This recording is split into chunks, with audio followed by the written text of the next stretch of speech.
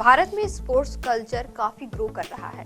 जमीन पर खेले जाने वाले स्पोर्ट्स जैसे क्रिकेट, हॉकी, साइकिलिंग, बॉक्सिंग जैसे अनगिनत खेल के बारे में तो सुना होगा और देखा भी होगा, लेकिन आज हम इस वीडियो में हवा में यानी जमीन से काफी फीट ऊंचाई पर होने वाले स्पोर्ट्स के बारे में जानेंगे, जिसे एयर स्पोर्ट्स के नाम से जाना जाता है। हाल ही में देश में नेशनल एयर स्पोर्ट्स पॉलिसी 2022 की घोषणा की गई। इस पॉलिसी का उद्देश्य है कि वर्ष 2030 तक भारत को एयर स्पोर्ट्स वाले प्रमुख देशों में शामिल करना है। अब आप सोच रहे होंगे कि ये एयर स्पोर्ट्स में कौन से खेल आते हैं, तो आपने बलूनिंग, ग्लाइडिंग, पैराशूटिंग जैसे एडवेंचर मैदानी या पहाड़ी इलाकों में किए होंगे। इसी तरह के कुल 11 एयर स्पोर्ट्स को बढ़ावा दिया जाएगा।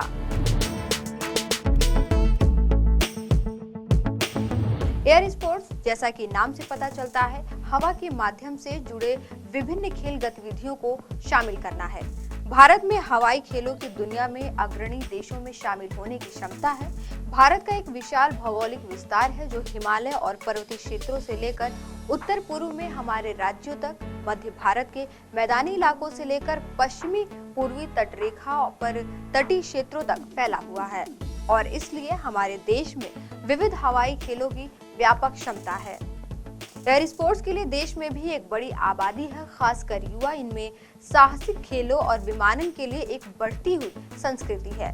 नागर विमानन मंत्री ज्योतिरादित्य सिंधिया का एयर स्पोर्ट्स पर कहना है कि इस क्षेत्र में 1 लाख नौकरियों के सृजन में मदद मिलेगी और आने वाले वर्षों में राजस्व मौजूदा 100 करोड़ रुपए से बढ़कर 10,000 करोड़ रुपए हो जाएगा। इस मौके पर केंद्रीय मंत्री आगे कहते हैं कि air sports federation of India का गठन किया गया है, जो इन खेलों के समस्त पहलुओं की निगरानी करेगा। इस नीति में हवाई खेल गतिविधियों के लिए एक मजबूत अनुकूल ढांचा तैयार होगा।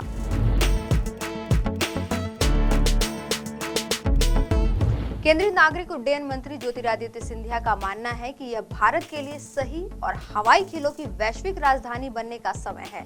उन्होंने कहा कि देश में साहसिक, रोमांच और खेल का माहौल बनाना चाहते हैं। इसके लिए 35 वर्ष से कम आयु के अपने युवाओं की ऊर्जा का लाभ उठाएंगे, जो भारत की आबादी का 70% है और यूरोप की कुल आबादी से अधिक है, तो वहीं संयुक्त राज्य अमेरिका की आबादी से 3 गुना अधिक है।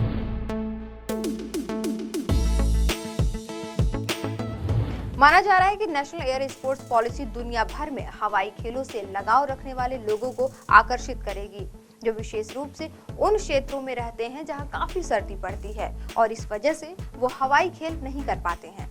इन देशों में यूरोप, उत्तरी अमेरिका और ऑस्ट्रेलिया जैसे देश शामिल हैं, जहां के लोग हवाई खेल के लिए सर्दियों में अभ्यास करने के लिए भारत आएंगे।